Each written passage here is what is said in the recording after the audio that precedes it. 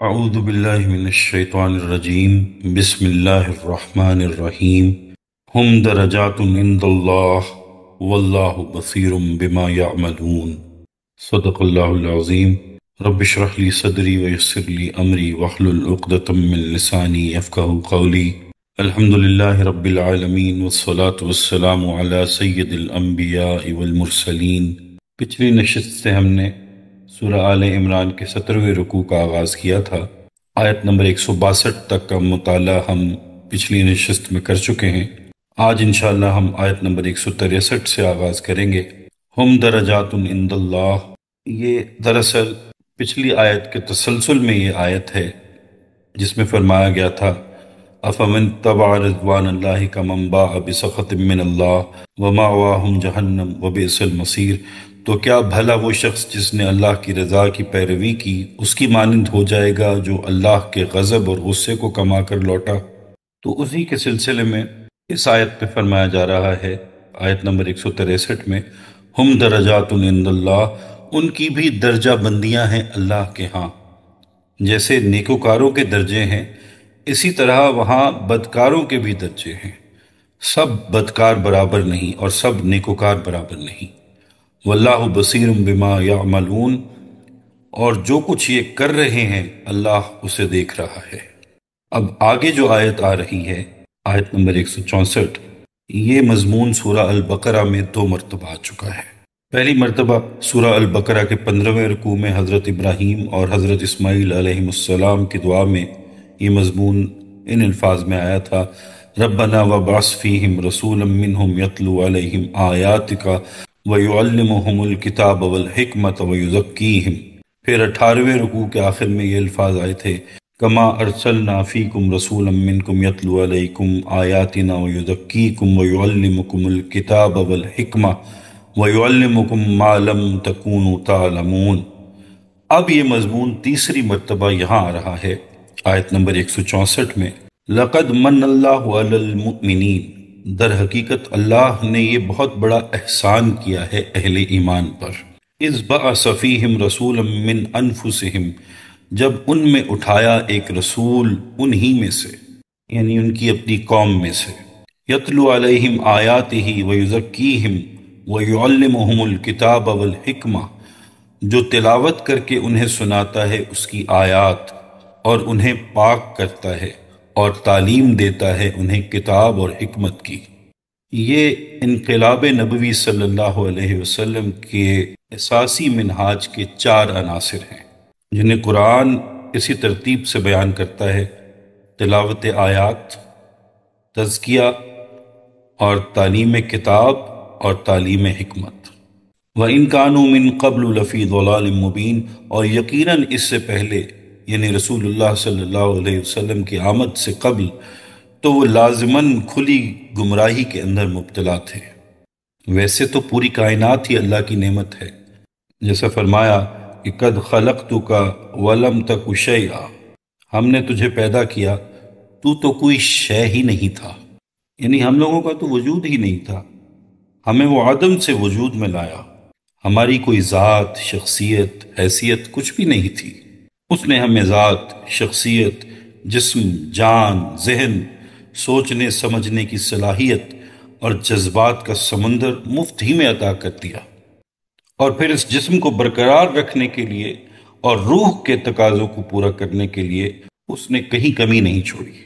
جسم مادی چیز ہے، اسے برقرار رکھنے کے لیے اس نے 20 قسم کی اجناس بنا دی، کتنی ہی سبزیاں، پھل، میوے پیدا کر دیے، سینکڑوں ہزاروں نہیں بلکہ لاکھوں انواع و اقسام کی چیزیں ہمارے جسم کی مادی ضرورتوں کو پورا کرنے کے لیے پیدا کرتی، اور پھر روح کی روحانیت کو پورا کرنے کے لیے اس نے 1.25 نبی بھیج دیے، صحابہ کرام ان سے کئی گنا زیادہ اور اولیاء عظام ان سے کئی گنا زیادہ، پھر ایک بڑی تعداد ہادیوں اور واعظین کی بھیج دی۔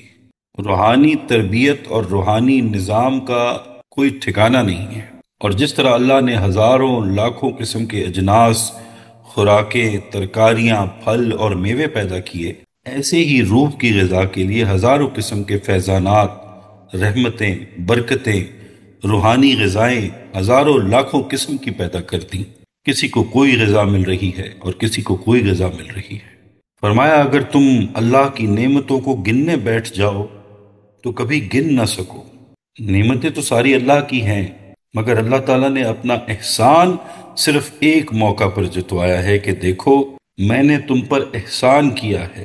لقد من اللہ، اللہ کی طرف سے احسان، یہ جو الفاظ آئے ہیں وہ اس آیت میں ہیں، وہ یہ موقع ہے، اور معلوم ہوتا ہے کہ اللہ کا انسانیت پر سب سے بڑا احسان یہ ہے کہ آقا نامدار محمد الرسول اللہ صلی اللہ علیہ وآلہ وسلم کو بھیجا ہے، یہاں پر احسان جتوا دیا ہے۔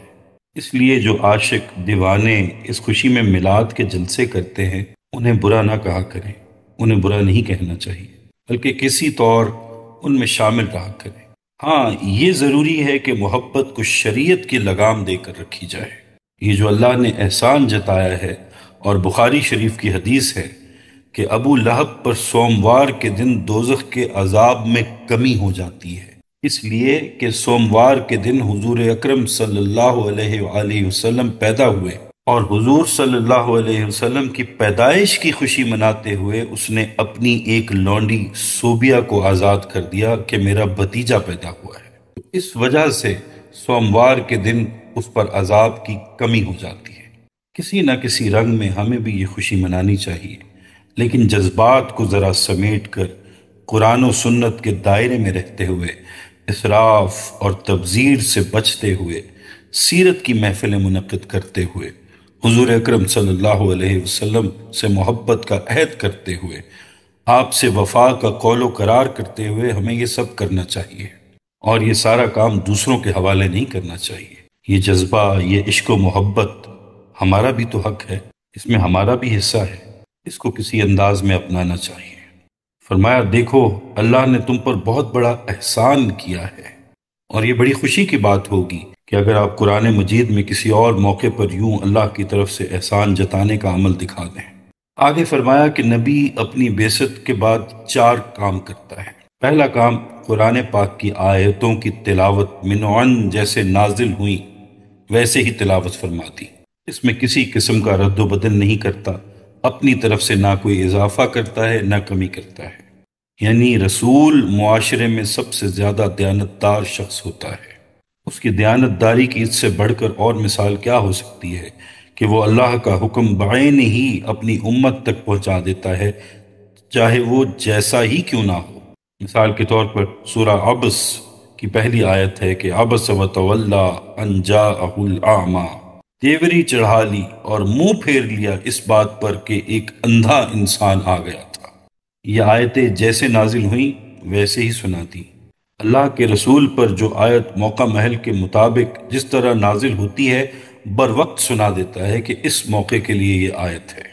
دوسرا کام تمہارا تزکیہ کرتا ہے، تمہاری خرابیاں، تمہاری اخلاقی کمزوریاں، تمہارے غلط عقائد، تمہارے دلوں میں چھپے ہوئے کینے، حسد، میل کچیل سب دھو کر پاک کر دیتا ہے۔ کیا یہ کوئی معمولی کام ہے؟ کبھی دھیان دیں کہ ہم سے تو ایک انسان کی اصلاح نہیں ہوتی۔ پہلی بات خود اپنی اصلاح نہیں ہوتی، دوسری بات گھر کے اندر بھی یہ کام ہم سے نہیں ہو پاتا۔ اللہ معاف کرے، خدا نخواستہ اگر ایک بیٹا یا بیٹی بگڑ جائے تو گھر برباد ہو جاتا ہے۔ ہم سے ایک فرد کی اصلاح نہیں ہوتی ہے۔ انسان کو انسان بنا دینا سب سے مشکل کام ہے، ایک فرد کی اصلاح کر دینا بہت مشکل کام ہے۔ فرماتے ہیں کہ تم نے غور کیا کہ حضور صلی اللہ علیہ وسلم کی بعثت سے پہلے تم کیا تھے اور اب کیا ہو؟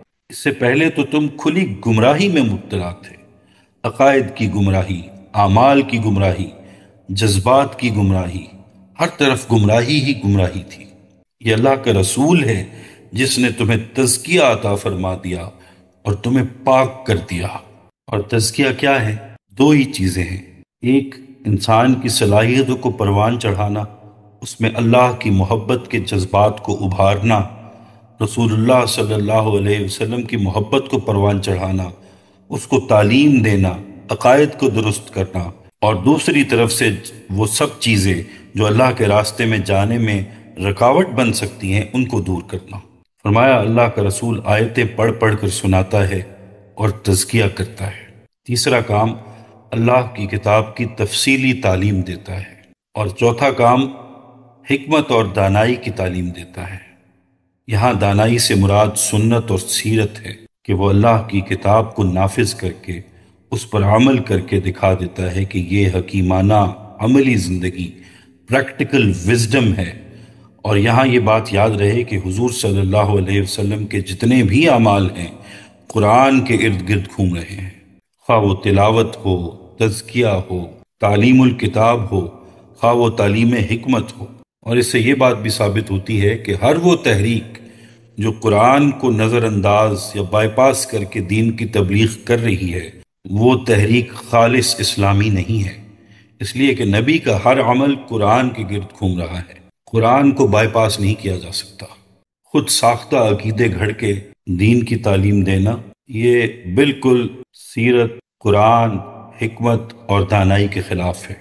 آیت نمبر 165، اولما اصابتکم مصیبت قد اصبتم مثلیہا قلتم انا ھذا، اور کیا جب تم پر ایک مصیبت آئی جبکہ تم اس سے دگنی مصیبت ان کو پہنچا چکے ہو تو تم کہنے لگے کہ یہ کہاں سے آ گئی، یعنی یہ کیوں ہو گیا، اللہ نے پہلے مدد کی تھی اب کیوں نہیں کی۔ قل ہوا من عند انفسکم، اے نبی صلی اللہ علیہ وسلم کہہ دیجئے یہ تمہارے اپنے نفسوں کی شرارت کی وجہ سے ہوا ہے، غلطی تم نے کی تھی، امیر کے حکم کی خلاف ورزی تم نے کی تھی جس کا خمیازہ تم کو بھگتنا پڑا۔ ان اللہ علی کل شیء قدیر، یقیناً اللہ تو ہر چیز پر قادر ہے۔ صحابہ کرام سے فرمایا جا رہا ہے کہ اب جب کہ تمہیں ایک مصیبت آن پہنچی ہے، تمہارے 70 صحابہ شہید ہو گئے، تم پریشان ہو گئے، تمہیں یاد نہیں کہ اس سے دگنی مصیبت تم نے کفار کو پہنچا دی۔ بدر کے موقع پر 70 آدمی ان کے قتل کیے اور 70 گرفتار بھی کر لیے، کیا تم ہماری مدد بھول گئے اور اب کہتے ہو کہ اللہ کے رسول کے ہوتے ہوئے ہم پر یہ مصیبت کیسے آ گئی، یہ نقصان اور شکست کیسے ہو گئی؟ تو اے نبی صلی اللہ علیہ وسلم ان کو بتا دیجئے کہ یہ تمہارے اپنے اعمال کا نتیجہ ہے، یہ تمہاری وجہ سے ہوا ہے۔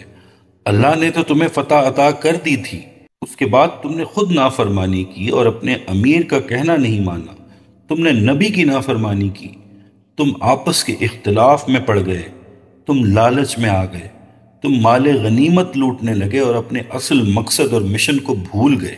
ایسے موقع پر اللہ کی مدد اور نصرت کس طرح سے برقرار رہ سکتی تھی؟ اللہ تو ہر چیز پر قادر ہے، وہ چاہے تو اپنی مدد بھیج دے اور تمہیں فتح دے دے، اور چاہے تو تمہاری نافرمانی کی وجہ سے تم پر کوڑا برسا دے اور تمہاری تربیت کا سامان کرتے ہیں۔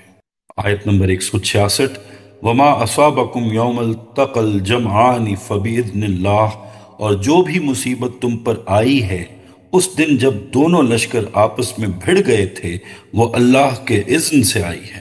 وَلِيَعْلَمَ الْمُؤْمِنِينَ، اور یہ اس لیے تھی کہ اللہ ظاہر کر دے ایمان والوں کو، اللہ کے اذن کے بغیر تو یہ تکلیف نہیں آ سکتی تھی، اور یہ اس لیے آئی کہ یہ ظاہر ہو جائے کہ کون ہے اصل مومن، حقیقی مومن جو صبر و استقامت کا مظاہرہ کرتے ہیں۔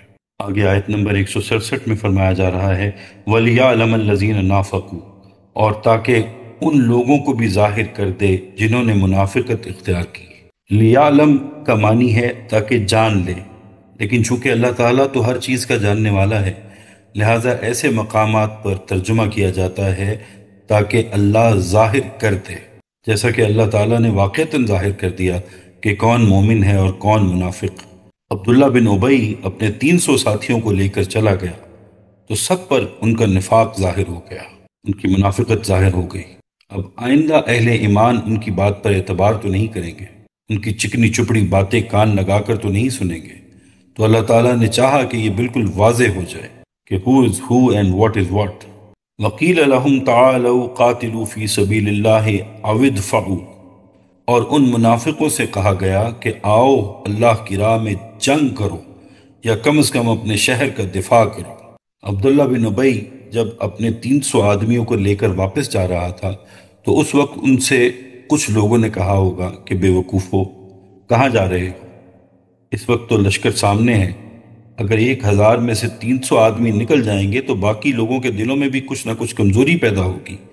اگر تم میدان جنگ میں دشمن کا مقابلہ نہیں کر سکتے تو کم از کم مدینے کے دفاع کے لیے تو کمر بستہ ہو جاؤ۔